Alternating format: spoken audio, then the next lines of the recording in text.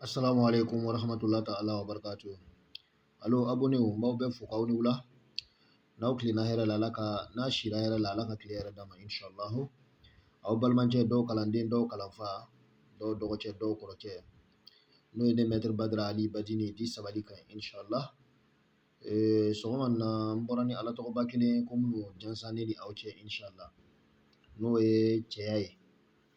Ma do be ulu cheya be magaya kosobe.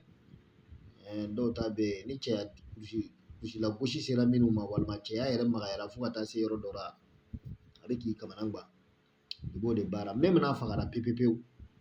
na ma san duru san woro boni na dana san fla san saba be se ka ni ba furake ka wuli ka ke akakara ka anokoro la olete yana mu do ko nye fo choko ramba nyina ofe ay abuna nga chaîne ka kana nyina ka notification like ay video partager wal sambalmo bela jede nga video so ko yere na fanaye ay an segera nga kalan blo fla ka no e WhatsApp ya ni Telegram sanfɛ olu groupe fla ni kalan so lamando ambulo maka gundo chama le la doniya ka ɲɛsin kalandenw ma ani silamɛden bɛɛ lajɛlen ok donc inshallah ni ala tɔgɔ na bɛ baara cogo jumɛn a bɛna haya ni sɛbɛn allahu khairun hafiz a b'o sɛbɛn siɲɛ 3 suratul kawsara siɲɛ 3 suratul takasuru siɲɛ 3 suratul kafirina siɲɛ 3 ayatul kursi siɲɛ 3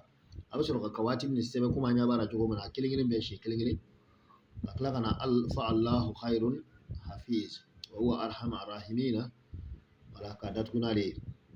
a bɛ sɔrɔ sisan ka nasi kori ka fara ɲɔgɔn kan